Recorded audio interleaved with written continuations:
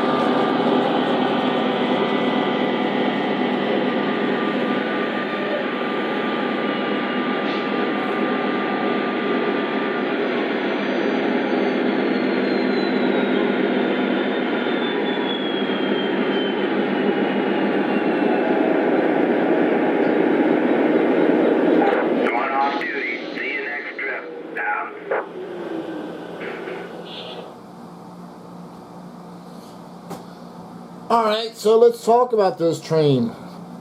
Alright, first up in the lead is a Lionel Legacy ES44AC. For those who are not familiar, this is a Norfolk Southern Conrail Heritage unit. So even though it says Conrail on it, Norfolk Southern actually made what was called Heritage locomotives, and they put fallen flag road names on them that they took over during the years. The trailing unit is a Norfolk Southern Penn Central Heritage unit. This is an EMD SD70 ACE or ACE. So this is a cool one. I really like this Legacy unit.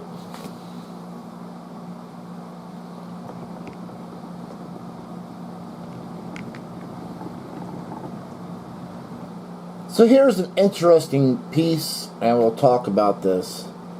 So for those of you not familiar with real railroading and real unit trains, they use what's called a buffer car on unit tank trains that haul hazmat material.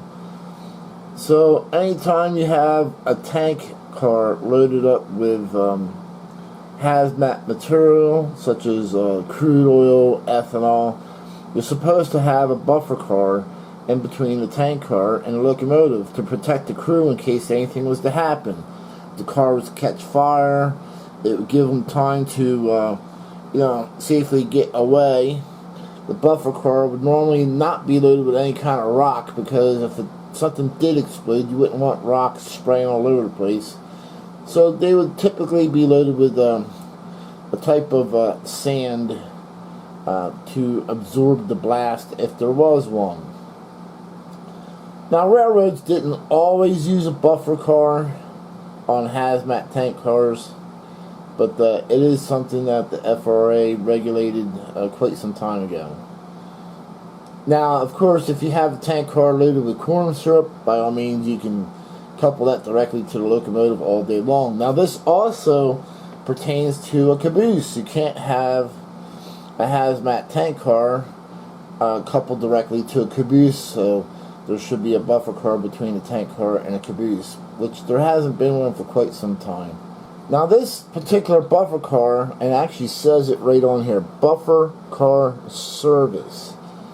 This is from the Lionel BNSF oil tank train, I believe, if I remember correctly. Lionel came out with a oil tank train, the BNSF oil tank train, and it came with 3 or 4 tank cars and 2 buffer cars. But hopefully one day Lionel offers buffer cars separately for those who want to make up their own tank train.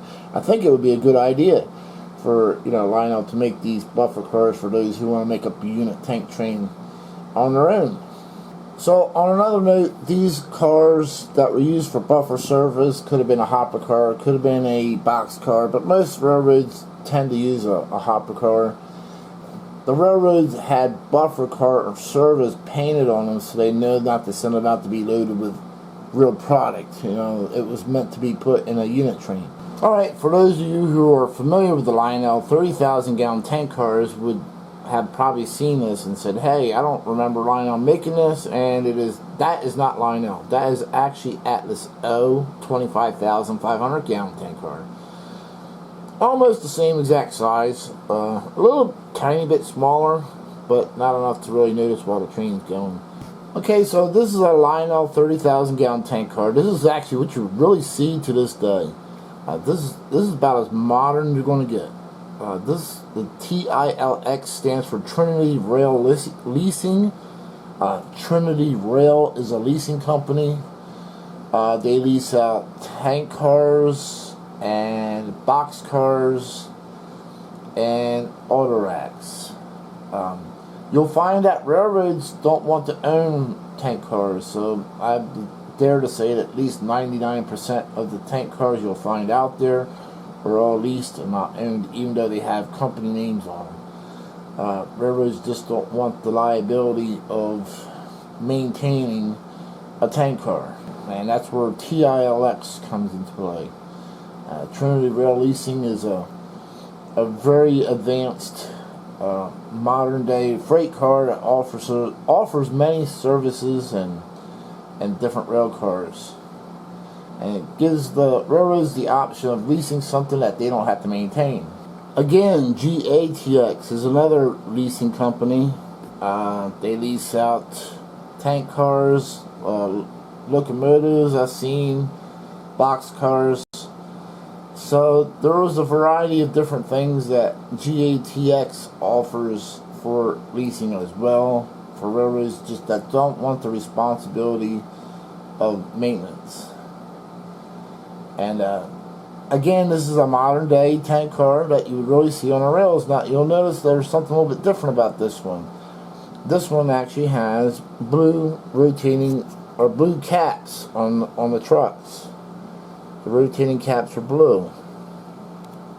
What is the significance of the blue paint on the rotating bearing caps?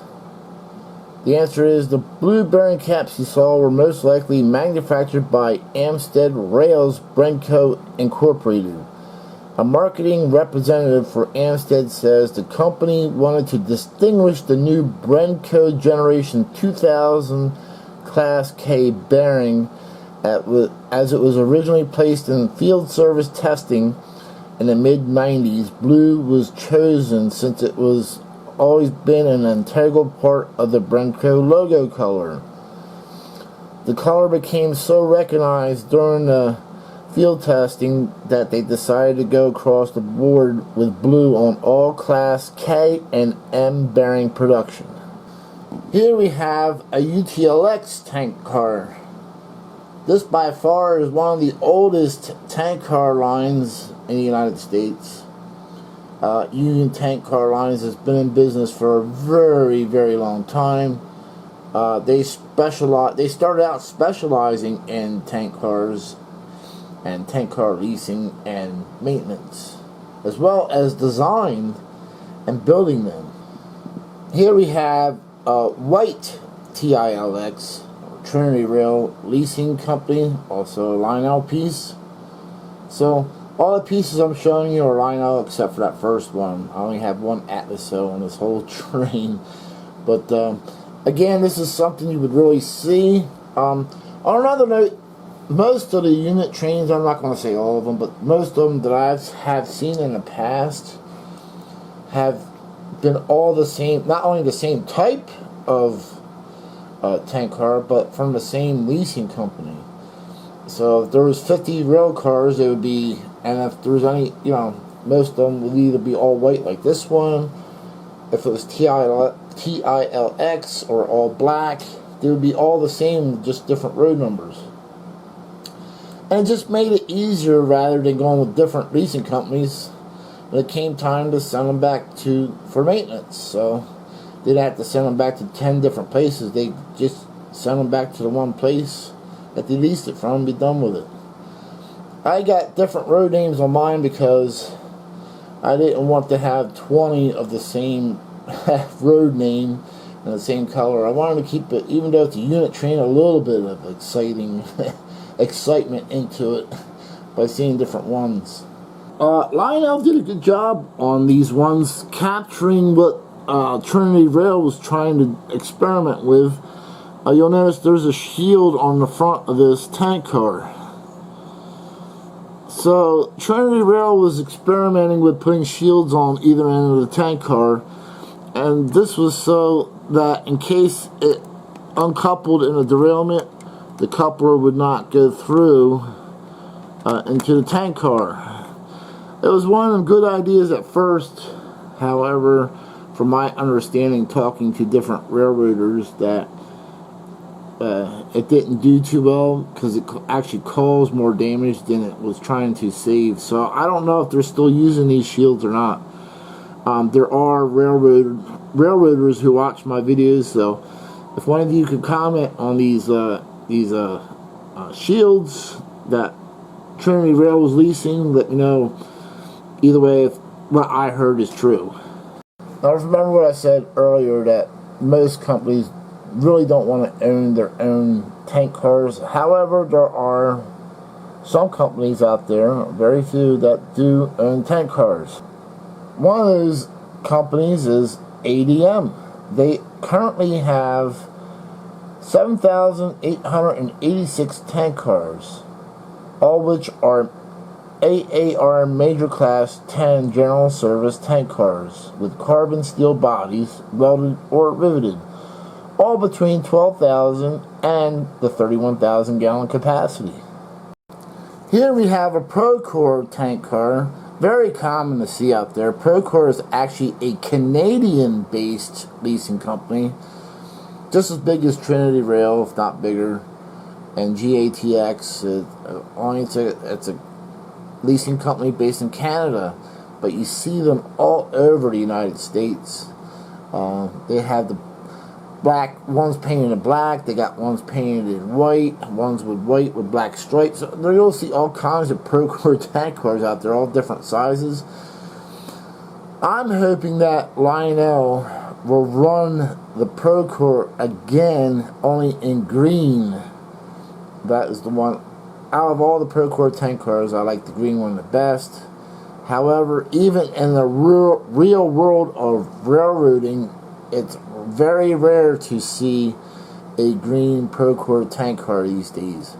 Now, somebody was telling me they carried the green ones carried a specific commodity. Okay, this is a regular Lionel BNSF hopper car. This is not from the Lionel oil tank train set.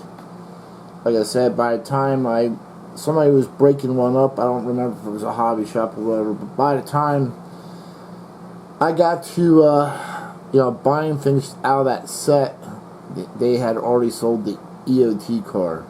So if anybody's breaking up a set and has that Lionel buffer service car with the EOT on it, let me know. If not, I could probably make my own. I believe that Lionel does make EOT trucks, and I could just have a buffer service decal made up in white and slap it on there. So either way, this is also Conahey Rail train number C30. Once again, I would like to thank everybody for your support and watching Dakman Productions and enjoying Conahey Rail, and we'll catch you next video round.